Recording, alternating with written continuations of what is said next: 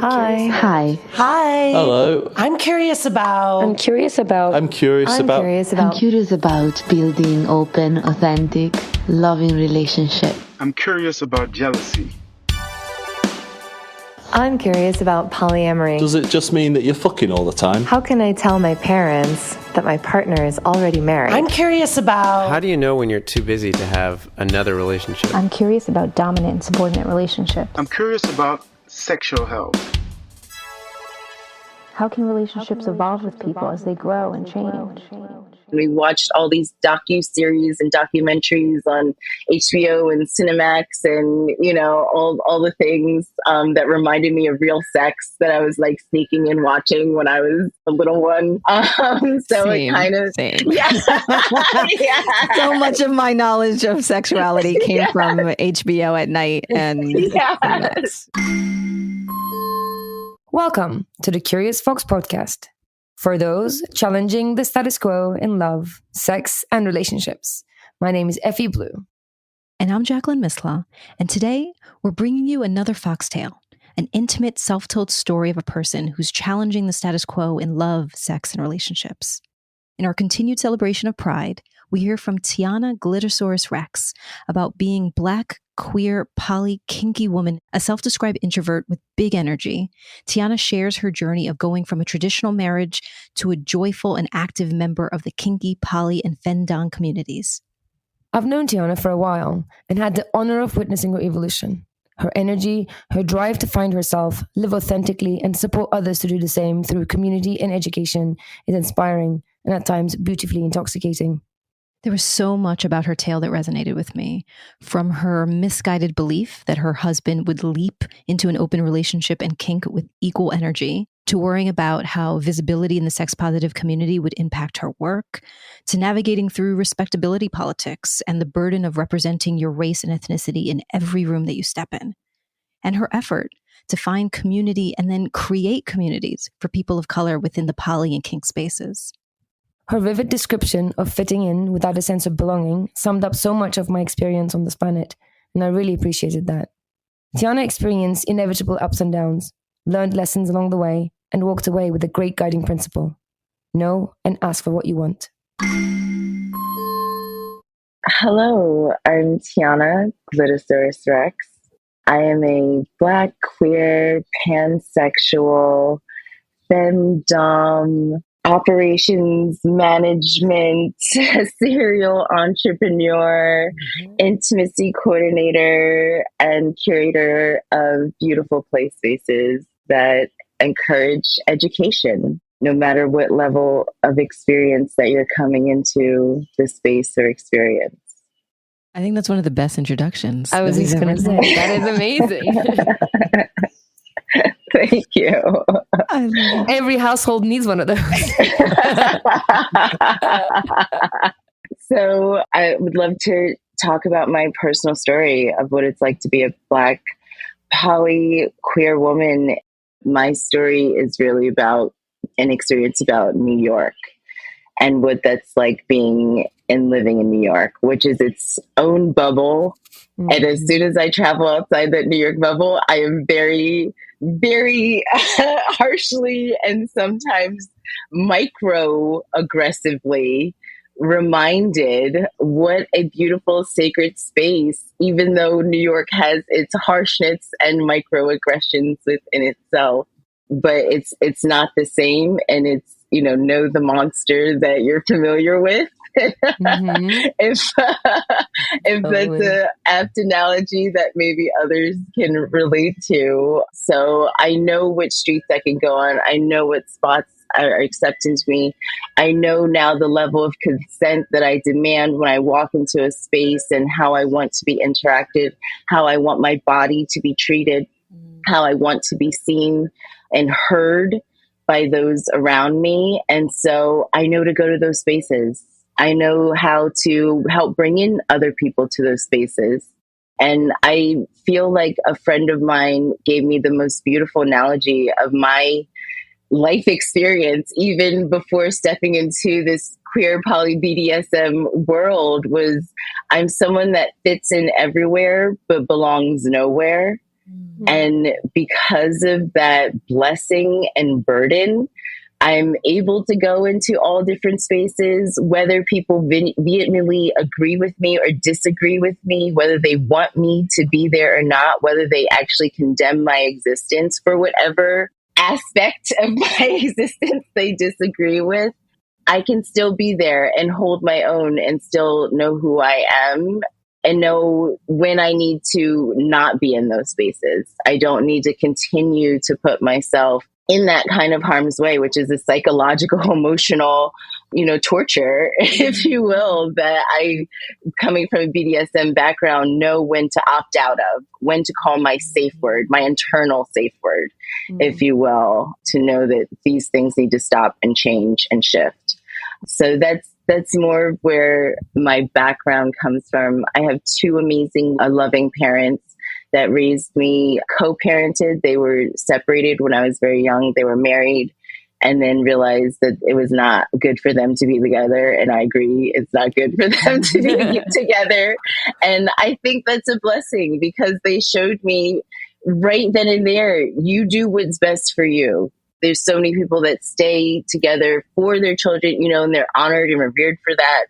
And it's hard, especially, I feel like, at a time where that was not socially acceptable to co-parent, that they did that. And I was raised in two separate but similar households. There was certain no nonsense that was not allowed in either household, but there was also a certain amount of nonsense that could happen in each household. And being an only child, you kind of learned early on what you can and cannot get away with. So I loved more being inside instead of being social. So I'm actually an introvert at heart. And when I say that to people, they're very surprised because when you meet me, I'm very extrovert-like. You cannot see the air quotes around that. But I've learned how to fake it. I've learned how to watch the extroverts in their natural habitats and mimic how I see them interacting and watching the healthy and unhealthy behaviors of how those socializations kind of happen and interact. And then, how that was in high school versus when I was in college age, and then the bar scene in New York. And knowing, okay, I don't really like cis bars. I love, gay bars. Even before I identified as a queer woman, I was like, yes, these are my people. It just felt like it was more free and authentic and they were having more fun. And I realized also I'm not really a drinker. I really enjoy cannabis. And so I went through a whole process of reefer madness, destigmatization of what that means, especially as a Black woman, and all the stigma that goes with sloth and laziness and not achieving much in life because of cannabis, because of how it's perpetuated in media and only seeing it in impoverished neighborhoods, ghettos, and those are the only Black people that smoke cannabis. And I didn't really come from the projects, but we were lower middle class, if you will. My parents made sure I had clothes in my back, food on my table. Were they name brands? No. So I had to get over that. And that was okay because kids made fun of me for other reasons. So that also gave me thick skin of not really caring about what people think about me. And being an only child, I was okay being alone and reading a book and getting lost in a book and, not being okay being the cool kid or the popular girl. And because of how my mom and I moved, I actually went to different schools for about 5 years in a row. So it's like each year there was a new school that I went to. So it was like kind of restarting, which also is a blessing and a curse. You get to reinvent yourself. You get to, okay, don't make the same mistakes that you did in that last one and this one. But also you get to see a new kind of meanness in people. You get to kind of see how they ostracize in a different way, how they other in a different way, and kind of navigating through that. So it wasn't until 6th grade that I finally went to a private school that I went through to all through 12th grade. There was majority white, but majority Jewish. And Jewish people are a different kind of white people.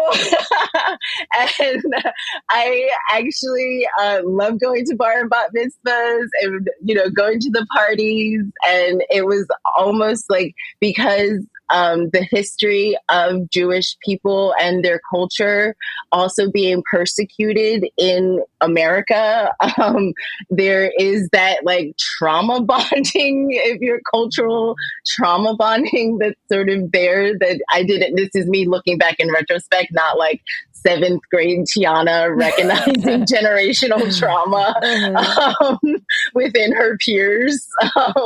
And so it sort of made me realize that it's like, okay, I can be around people of different ethnicities and backgrounds and look like me. And it made me realize how people point out different things of why we can be together and why we cannot be together in different circles and different groups. And so fast forwarding that to now living full time in New York after graduating high school and kind of having that, experience. And now I'm finding my own feet in New York, which has like, pick a lane of like options and circles that you want to live in. Who the hell do you want to be in New York? And you can freaking find it.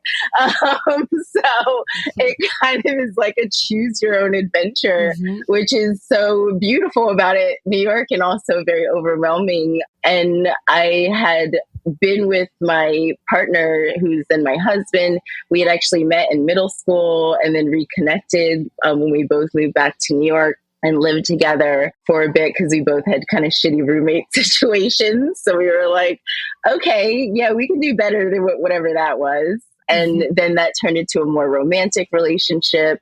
And because it was kind of based in like such a deep friendship for so many years, it just felt so natural to want to then continue and move and grow. And we built a pet service company together during that time. And so I was going to college at Fordham and running the pet service company with my boyfriend, who then became my husband. And it felt like we were exploring and doing all the things in New York that we wanted to do together. It was like, we did our kind of like wish list. I won't say bucket list because we were nowhere near the end of our life. But, what we wanted to do, if all of our heart's desires and imagine, we're young, we're super, and what do we want to live and experience? And a lot of those intersected. And so it was really nice to have this partner to explore these things together with and grow this business.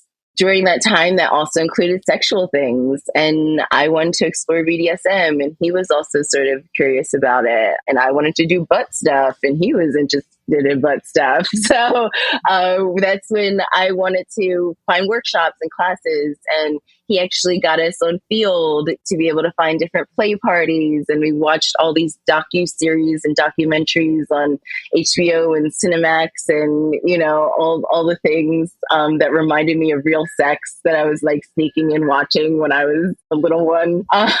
So Same, it kind of... same. Yeah. Yeah. So much of my knowledge of sexuality came from HBO at night. And yes, no, so shaped who I am, what I do now, for sure. And so it made me realize that like I always wanted to be polyamorous. I thought that I had to wait until you did the escalator relationship of like dating, marriage, kids, career, retirement. And then you can do whatever the fuck you want that you wanted to do before you were waiting to die, essentially. And it was just like, okay, I don't want to wait till then. We weren't ready for kids. We felt established in our relationship. We had been dating for 5+ years. We had actually been married for 2 years, I think, at that point as well.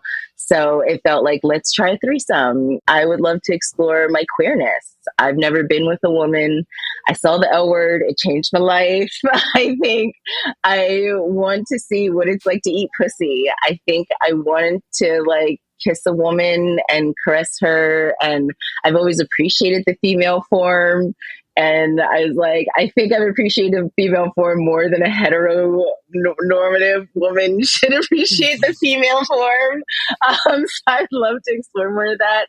And I would love for you to explore your sexuality and what you want to do with whatever you want to do. I'm open to it, and I just assumed that men were like waiting for that mission. Like you just like switch that switch, and then all of a sudden, like the lights go up, and now it's part of town. And it was a little bit like that, but he's even more introverted than I am as an introvert. And so we realized that we needed to, and we had different tastes in who we were sexually attracted to. So that was a whole conversation. And a lot of this process was having conversations that we never had before, that now we were forced to have, because now strangers were asking these things. Emotions were happening that were never brought up before. And now we had to face them. And some of these things we were able to resolve ourselves. Some we were like, hold the phone. We need some support in here. We brought in support, some professional support. Shout out to Effie Blue. And we realized that we needed to reset. Like we literally needed to reset everything, because over time, I felt like I was losing not just my husband, but my best friend. And I married my husband because he was my best friend. And so when I realized I was like losing, and also my lover, it was like a trifle. I was like losing a lover. It was like, whoa, we have to change and shift here. And even though he had a steady partner that he was seeing, and she was amazing, and she and I got along, and I had other partners that he liked and that got along, it still felt like we could not get on the same page. And then it got to a point where our lease was up, where we were living together, and then we couldn't agree on where we wanted to live together. And so he wanted to live with his partner, and I didn't want to live with them. And so I was like, well, I'm okay with you living with her, and I will just find somewhere else to live. And I thought it was actually going to be moving in with my dad, who had a 3-bedroom like house apartment. So it wasn't really moving back in with my dad, even though it was like, oh, moving back in with my parents. That's where I'd never do that. But that's what's best for me right now, since I don't want to opt into the other option of living as a triad. And so my ex, actually, who I was dating and still friends with, had a roommate that just bailed on him.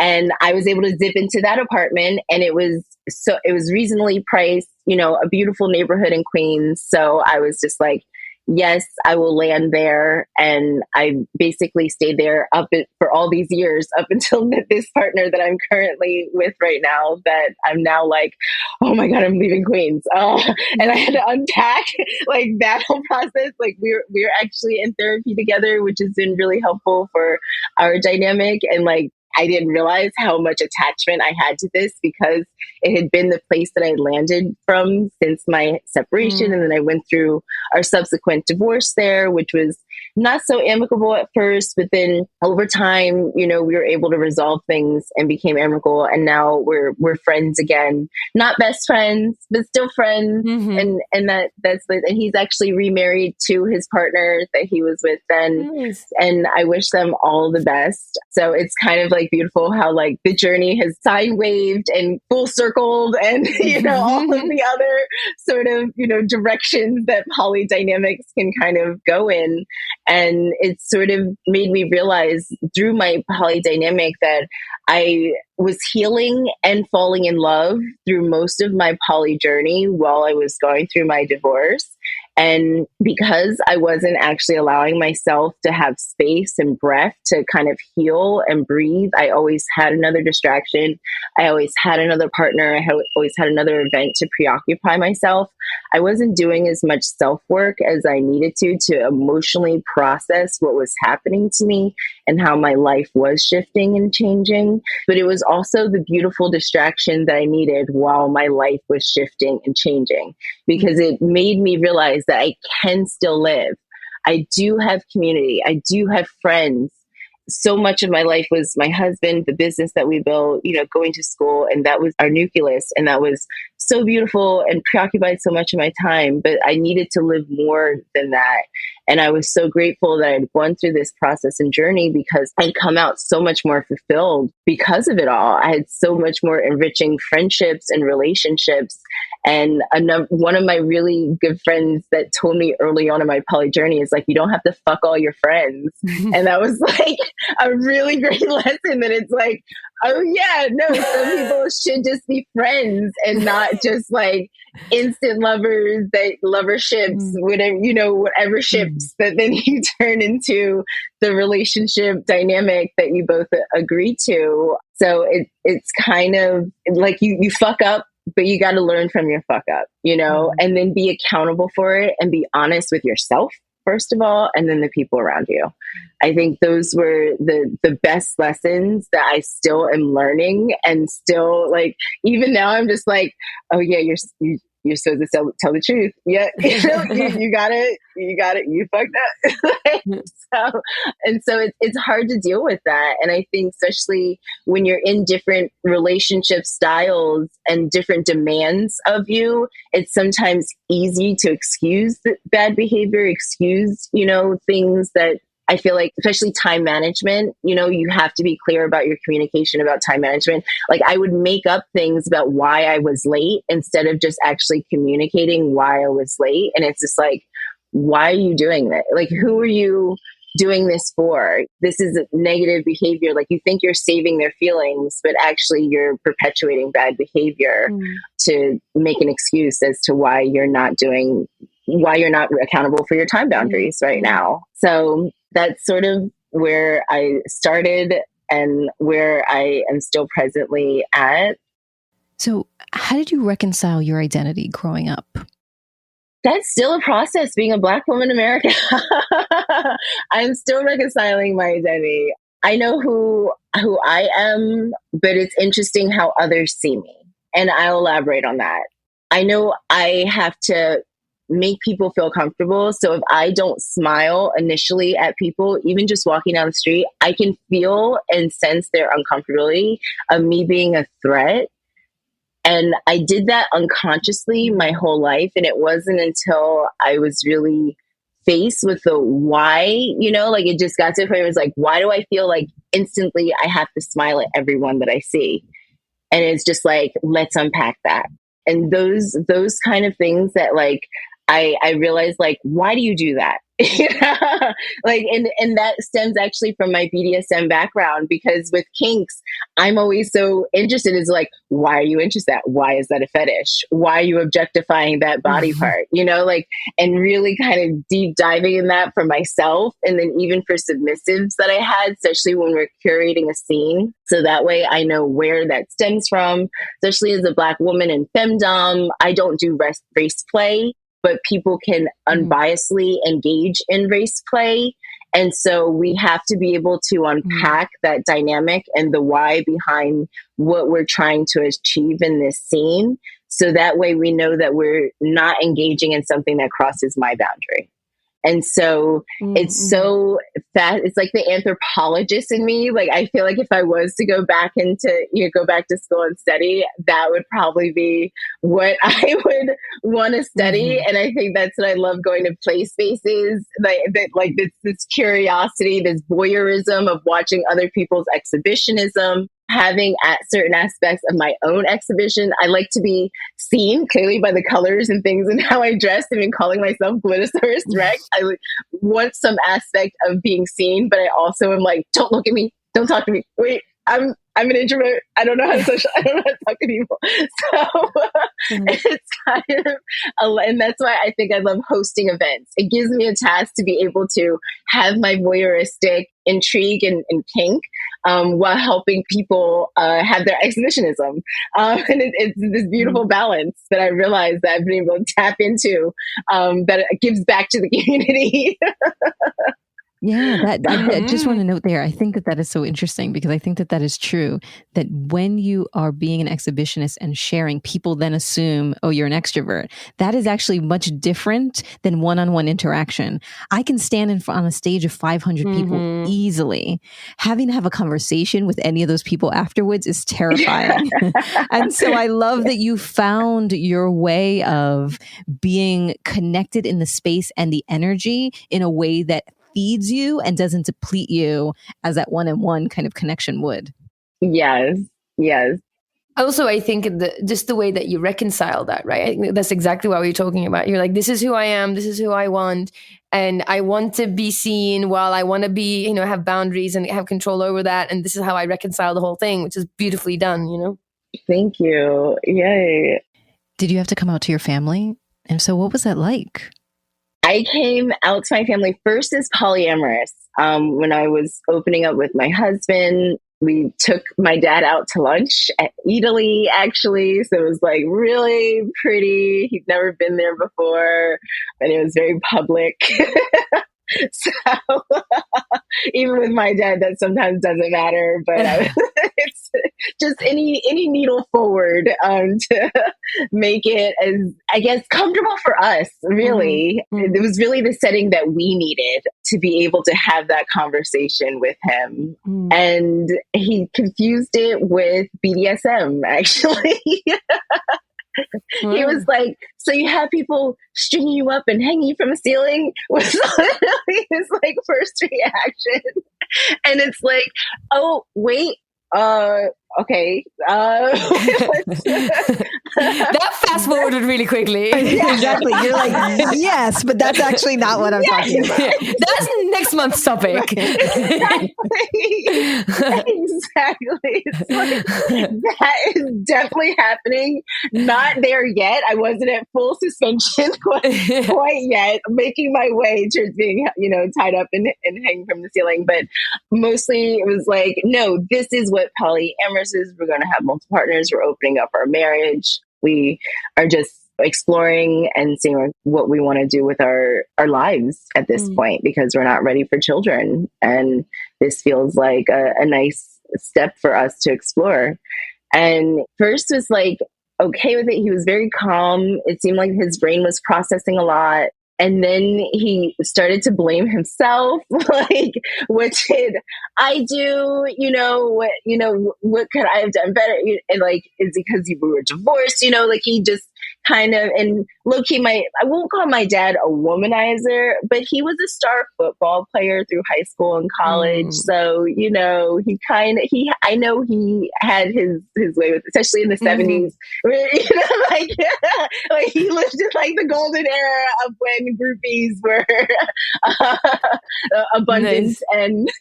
And I've met some of these lovely women at his reunions. So it's kind of like, oh, you're the daughter. And so I think he sort of internalized maybe those aspects of his past, that like now his daughter is like slutting out and wanting to do this.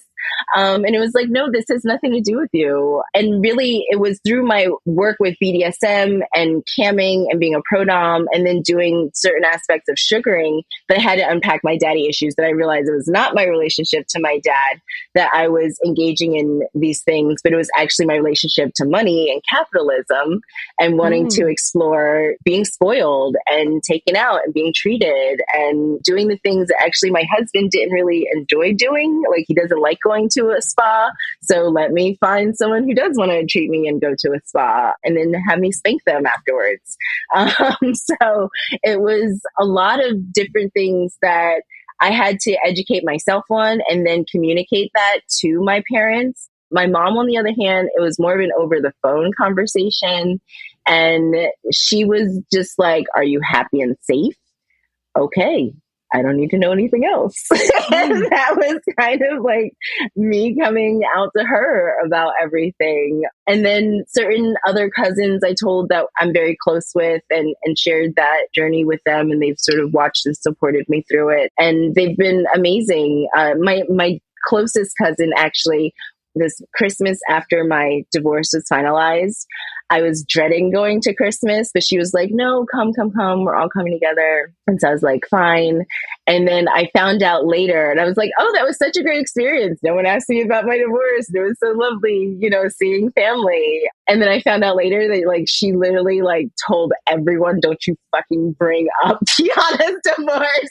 Like, don't you talk about her ex-husband. Don't ask her nothing, not nothing. Nice. So I really appreciated that like blanket of, care that she had shrouded me in that I didn't even realize that I was until much later. And I appreciated my family for respecting and listening to her, because it actually made me love them more. And then I could talk to them about what was happening, what was going on in a more time appropriate, one-on-one situation.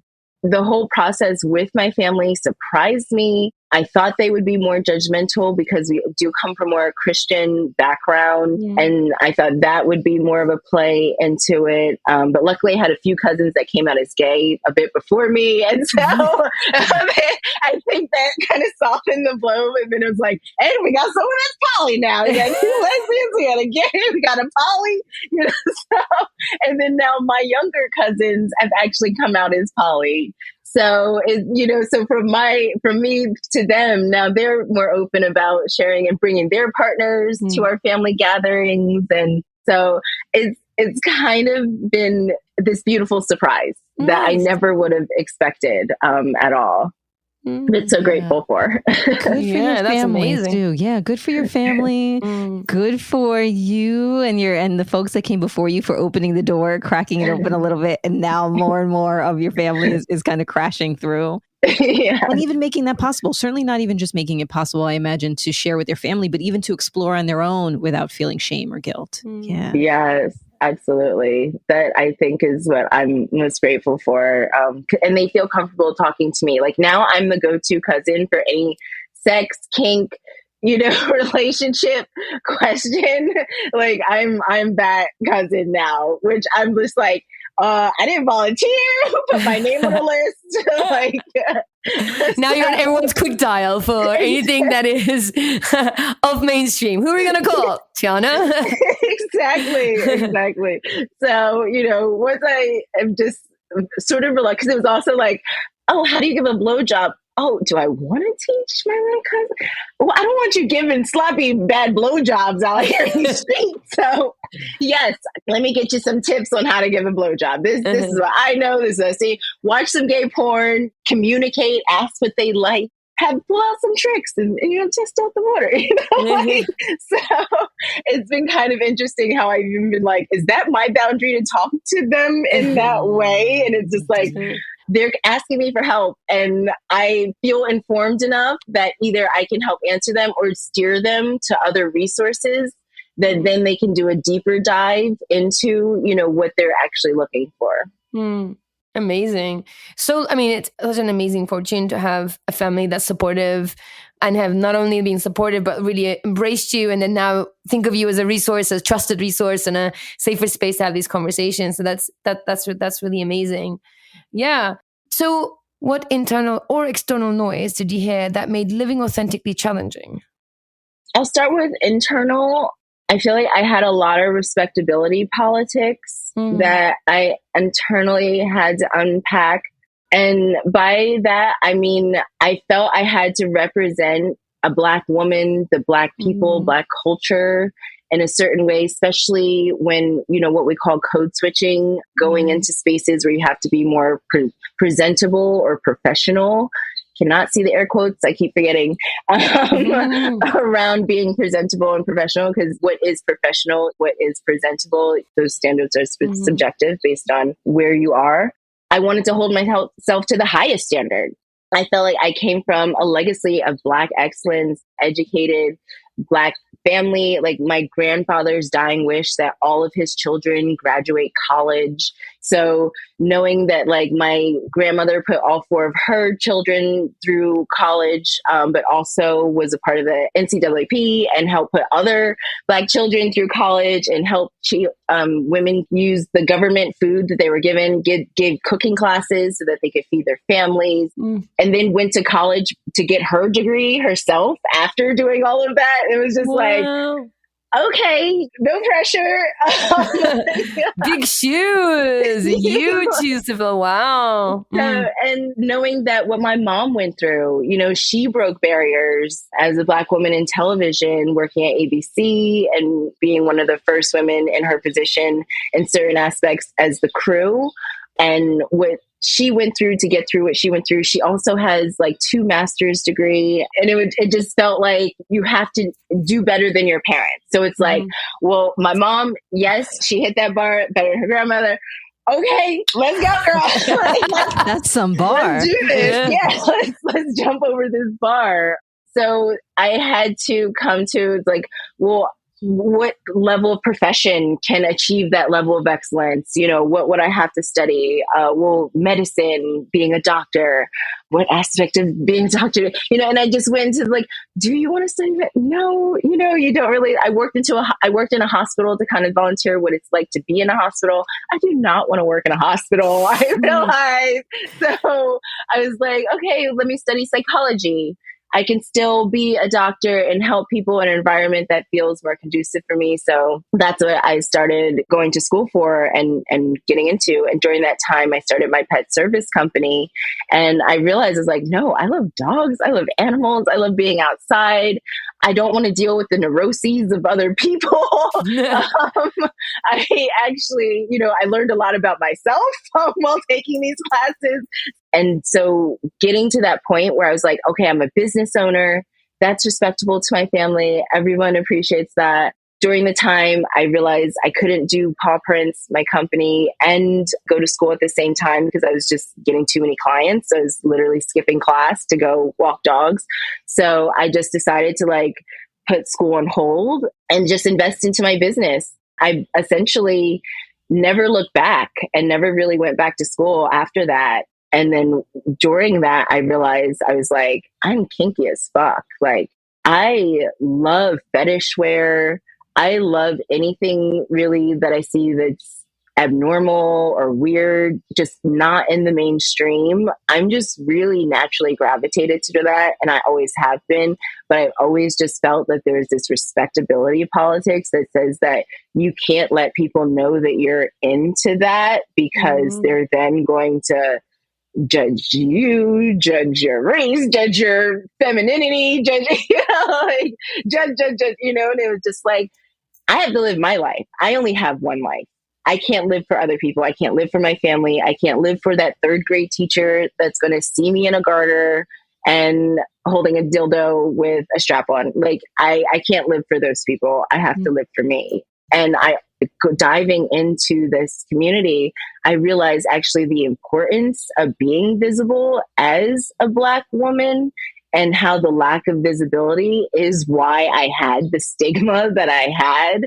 And so it made me like, okay, well, am I in a place where I can hold this visibility? Because I don't want to lose clients. I don't want people to affect my livelihood, essentially, because the law doesn't protect about being poly. The law doesn't protect about being kinky. It does protect me being queer. So yay, progress. But those other very major points in my life are not protected by the law. And even so, I can't necessarily prove a client fired me because they found out I have 2 girlfriends. So, you know, it was this weird kind of like stepping my toe in and exposing myself. That's why I came up with the name Glittersaurus Rex, because it just felt like who I was and represented. And it was, I needed to come up with an Instagram name because no one wanted to really give me their phone number. So I was like, fine, if I have to, then this is who I'm going to be. And I embraced it. I embraced who that person was. And then it was like, well, who is Glittersaurus Rex? Well, she's a kinky badass bitch that, you know, has a sadistic side, but she can also be nurturing and she can also ask for what she wants and have boundaries that can be expressed without worrying about how that makes people feel. I'm interested in, were you able to find folks and community when you entered into the kink space, when you felt like there was not a lot of representation of people of color? I'm wondering how you navigated that. Did you have to learn things on your own? Did you like see the other Black girl in the party and like run over and like, all right, we need to now be friends? Like, what did that look like for you? Yes, to basically all the above. There were amazing, lovely people. That's the beautiful thing about kink communities. They're so warm, sweet, welcoming people. Like, I've never felt more welcomed actually in any other space that I had been in New York, even with people that look like me, than kinky people. And not all kinky people are, you know, the best people. They're bad apples in every community. But for the most part, I was just like, warm hug. by everyone that was there and embraced me. And the fact that they were asking me about my boundaries, asking me about steps into various things of getting consent through various steps of things, was just like, what? Mind blown, panties wet. What is going on? And so when I wanted to, then I have this, like, once I get a taste of something, I just want to consume it all. Like, it's just like, so I wanted to go into all the different kinky spaces and see all the different play areas that existed in New York. And I realized how there weren't that many of us as I started going into the different circles. And then also how FetLife was a different community, then Instagram was a different community, then Twitter is a different community. So even like the online BDSM community can be vastly separate networks with some, intersections, of course. And so it was actually following the different sex educators and BDSM educators that I was then able to access more pockets of communities that I felt were, more queer than heteronormative or more POC than non-POC. And so I was finding more intersections that I could relate to, which was becoming really beautiful. And then, yes, I would find those people and be like, yes, there's more of us. Come over here. Or did you hear about this party? Or this community has this whole other group of people that they're nurturing and having going on. So I just wanted to then be this resource of just being like, did you know about this? And let's follow each other so I can send you these events that are happening, or these people do workshops on the regular. So keep a lookout for everything on their page. And that really felt like what was natural for me, but also gave me a purpose. And then I was like, how can I monetize being this resource? And I actually feel like the work that I'm doing with Jet Setting Jasmine and King Noir, and also the Harder Soft podcast, has allowed me to utilize the skills and networks that I've been able to deep dive into, and then help bring the connections together, whether that's brand partnerships or content creation, collaborations. So it's been really great to now utilize this and not just put money in my pocket, but help put money in other people's pockets, help, give them exposure or platforms that they may not have had access to otherwise. Amazing. This is like such an amazing journey for everyone. I'm curious if there was like a time that you can point to where you said, like, this is, okay, from now on, I'm going to live my fullest. I'm going to be my most authentic self. Was it a gradual transition? Both. Gradual transition at first, from 28 when I first entered the community, 27, 28 when I first entered the community, to then my 30th birthday, where also my divorce had been finalized shortly before that. And actually, my best friend who was there when he first asked me to prom, who was one of the only wedding guests because we got eloped at the courthouse, and then was also at my divorce signing papers. She then was at my 30th birthday, which was like, I feel like the Glittersaurus coming out, party. And it really was the catalyst to make me realize I love curating events and spaces for people, because that was the first time that I created a space really for myself that I just invited others to, and for them to opt into. But it was literally everything at that point that I had ever wanted to do. So it was me checking off all my fantasy lists. And I actually had it at Hacienda because of Lila. And she was instrumental in actually like, what do you want to do? What do you want? And that became the theme of a night, is ask for what you want, because it was instrumental to getting me there. And what I will now always hold dear to myself, of asking myself that and demanding that of other people as well. Amazing, amazing. And along the way, I mean, the way that you share your story is so smooth and so positive. And of course, you do talk about, it was ups and downs. But because of your joyful way of narrating the whole thing, I do want to take a moment to sort of name if there were any barriers that you face as a result of you kind of choosing to live your full authentic self. Yes. Heartbreak. You want to be poly, get ready to have your heart broken. Sometimes multiple heartbreaks at the same time, y'all. Yes. So you love deep, you love hard, it also has the consequence of you then have to deal with the pieces of loving hard and reconciling that and giving that much of yourself to another being and trusting that person and being vulnerable in that way with another person, let alone multiple people. And so there's definitely been a lot of puddle person is what I call her, whereas like Tiana is not liquid. She's not solid. She is literally collapsed into a liquid form and is just on the floor. Maybe she's on the couch, but mostly on the floor. So it kind of is like I've had amazing partners that help sop me up, sponge me up, put me in a bucket, put me in a warm, beautiful place. But I've also had to learn how to do that for myself internally, how to do my own self-coping mechanisms, to self-soothe, not leaning on my love of cannabis as a crutch to deal with my anxiety and as a coping mechanism. And that was its own process because I had a partner that broke up with me because he said, you smoke too much weed. And I was just like, this is my medicine, sir. Like, you wouldn't tell me. I mean, maybe you would tell me I'm taking too much Xanax, but that was how I was self-medicating.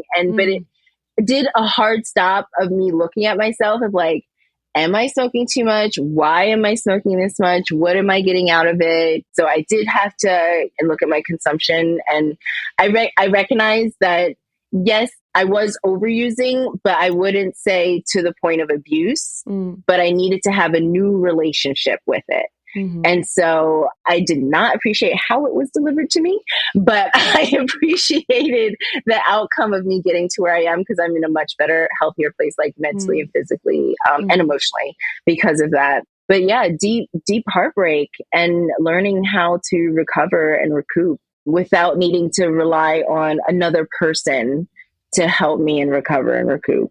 I think those have been the hardest things. Because once I got divorced, I was like, will anyone love me again?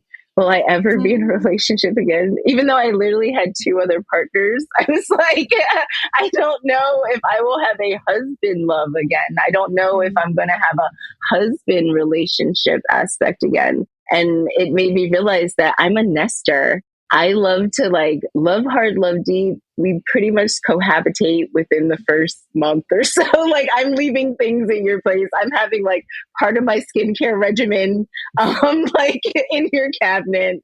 So, that's what I know that like things are getting real is when you have part of my skincare regimen in your cabinet. Nice. Because that's expensive to have that in multiple places. That's a real commitment. Exactly. I remember this was a thing for you, Jackie, when you're like, okay, I've had enough. I'm going to just double down on everything, put one in every household. I was traveling back and forth with all my things. I was like, it's time now. It's time. Yes. I'm investing in you. I'm wondering, all the lessons learned along the way, is there any advice that you would give to young Black queer girls out there who are listening to this? Love yourself first. Find out what that means to you, what self-love means to you. How do you take care of yourself physically? How do you take care of yourself mentally, emotionally? Seek therapy if it's possible and available to you. There are now more free resources or resources covered by insurance if that's not a privilege that you can actually pay for. That has helped me tremendously. And I feel like that's not encouraged in the Black community enough, or even in the queer community enough, actually. And then I would also say you have the love you think you deserve.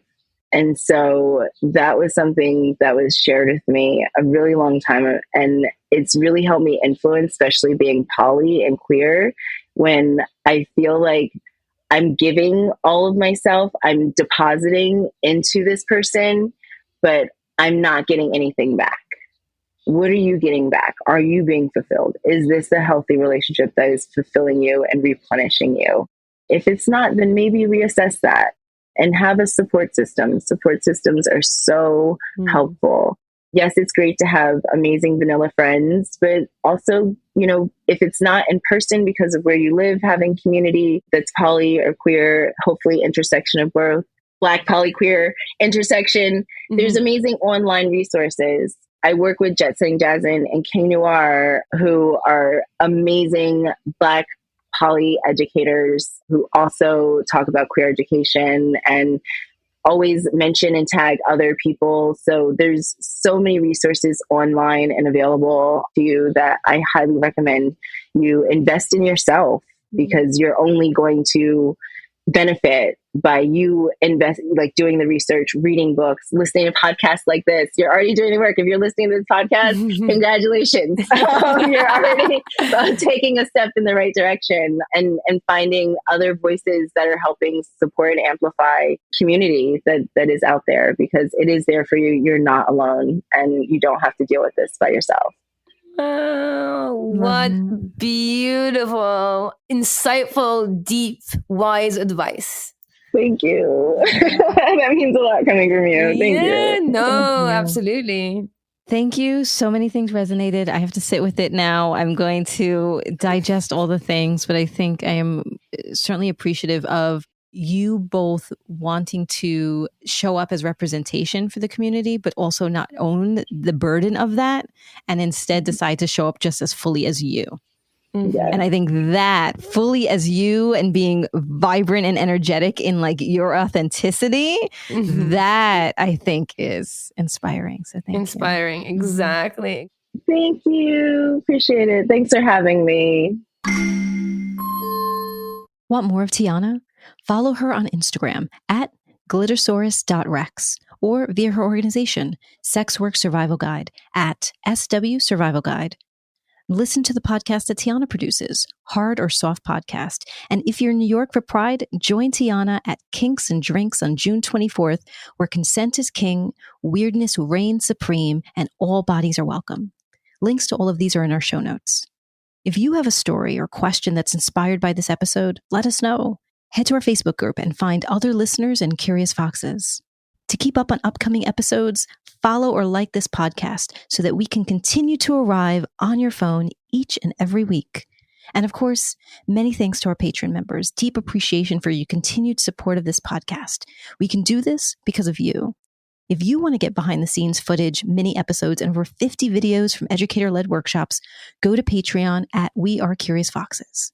And then let us know that you're listening by sharing a comment, story, or question. You can email us or send us a voice memo at listening@wearecuriousfoxes.com, or you can record a question for the show by calling our new number, 646-450-9079. This episode is produced and edited by Nina Pollock, who supports our authentic voice.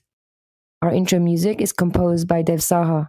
We are so grateful for their work, and we're grateful to you for listening. As always, stay curious, friends. Okay. We did it. Curious Fox Podcast is not and will never be the final word on any topic. We solely aim to encourage curiosity and provide a space for exploration through connection and story. We encourage you to listen with an open and curious mind, and we'll look forward to your feedback. Stay curious, friends. Stay curious. Stay curious. Stay curious. Stay curious. Stay curious. Stay curious.